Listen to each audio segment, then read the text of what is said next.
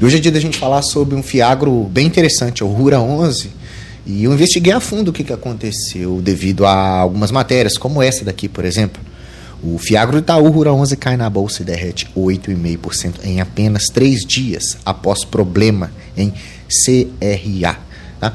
Ele é um fiagro que custa, em base, R$10, ou seja, está negociando na data do vídeo de R$ 9,21.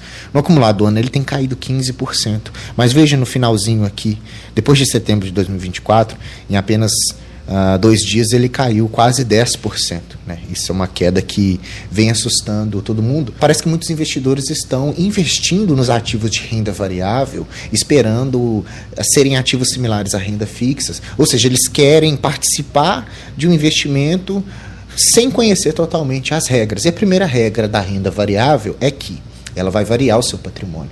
E não necessariamente essa variação negativa indica com que você deva sair correndo dos fundos que você está investindo.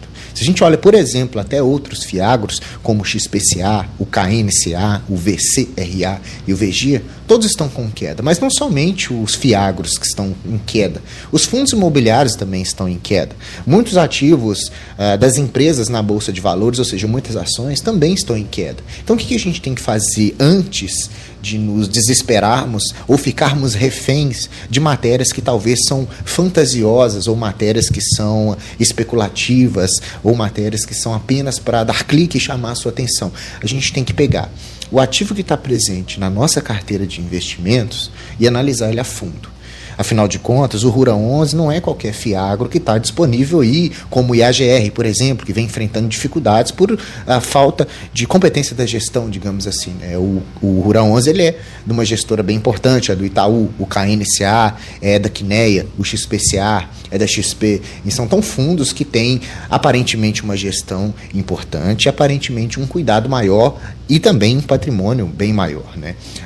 Falando do Rura 11, antes da gente entrar nesses problemas do porquê que ele caiu esses 10% praticamente, a gente tem que entender um pouco sobre esse ativo em específico, né? Por que ele é interessante numa carteira de investimentos em fiagros em comparação com os outros, por exemplo. Ele tem um retorno de longo prazo que é CDI mais 3 ou CDI até 3,5, por exemplo, através de distribuição dos rendimentos, né, dos dividendos e da valorização do patrimônio do fundo, tá? Então, ele tem esse ticket de spread um pouco mais comedido, ou seja, ele não cobra uma taxa tão absurda, porque ele quer o quê? Adquirir esses CRAs, adquirir essas dívidas, esses financiamentos de produtores, de usinas de açúcar e etanol, de máquinas e implementos, são todos esses ativos do agronegócio de uma forma mais segura.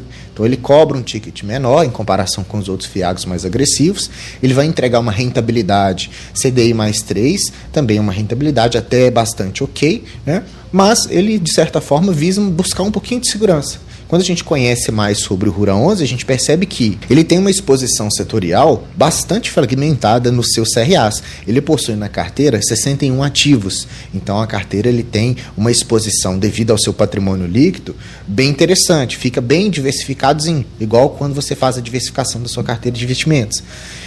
Ele tem também os top 5 devedores, que fazem parte de 20% do patrimônio líquido do fundo, que são devedores bastante consistentes e são bons devedores. A gente pode perceber que a maior parte de exposição dele é sobre açúcar e etanol, depois ele tem ali diversificado vários produtores rurais, que é inclusive tema da matéria que nós vamos discutir hoje, né? Máquinas e implementos, algodão, grãos, defensivos e fertilizantes, revendas agrícolas, outros fiagros, cooperativas, frigoríficos, produtores rurais de cana, beneficiamento de grãos, frigoríficos. Enfim, a carteira dele é uma carteira que visa essa diversificação, porque diversificando dentro do segmento do agronegócio, ora, uma vez a cana-de-açúcar vai mal, eu tenho outros para segurar. Ora, alguns potenciais produtores estão passando mais dificuldade, eu tenho as usinas grandes ali fornecendo uma rentabilidade boa para o fundo. Então, primeiro ponto que a gente tem que analisar é da carteira de investimentos dele. Quando eu pego parte da carteira e vejo ali os seus spreads, seus tickets de compra, a gente tem que o maior devedor proporciona 6,3% do patrimônio líquido do fundo. Então, de certa forma, ele é diversificado. Então, caso aconteça alguma coisa com esse maior devedor, 6% do patrimônio está comprometido. A gente tem outros fiagros que tem ali 10%, 12%, 15% num mesmo devedor. Isso traz mais risco. Então, aqui, o RURA 11, ele diminui um pouquinho. Tá? Outra coisa que é a taxa de compra dele, que é CDI mais 2,5, mais 4, mais 5, mais 6. Então, ele não é tão agressivo assim em todos os ativos. Claro que para alguns devedores ele cobra um ticket um pouco mais caro, mas na maioria deles, igual o primeiro, onde tu faz 6% do patrimônio líquido, é só CDI mais 2,5. Então, ele ganha na maior concentração do patrimônio líquido nesse CRA, mas diminui em cobrar uma taxa um pouco menor desse devedor. E com todos aqueles 61 ativos na sua carteira, ele vai recebendo ali, a grosso modo, o pagamento das parcelas dos CRAs em que os produtores e quem pegou a dívida com o CRA vai pagando. O fundo recebe e distribui dividendos. Então, ele vem distribuindo dividendos de forma recorrente, desde a sua criação, um pouco ondulatório, claro, mas agora para frente a gente espera um pouquinho mais de linearidade na distribuição dos dividendos, tá? É importante salientar que ele é mais exposto ao CDI.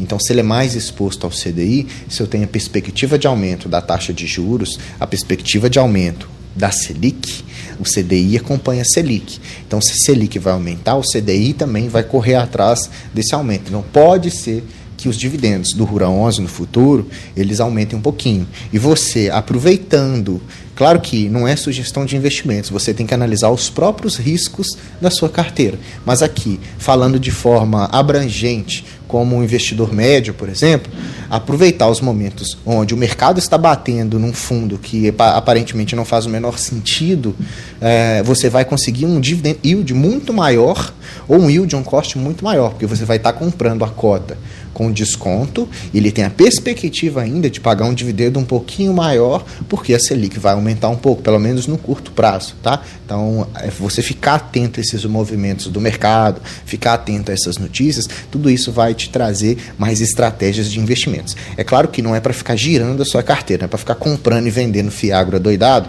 como se fosse day trading de ações. É diferente a modalidade de investimentos, ainda mais porque pagam dividendos mensais. Então, você vai acumular mais patrimônio, você vai ver a rentabilidade da sua carteira no acúmulo desses dividendos e nos reinvestimentos, tá?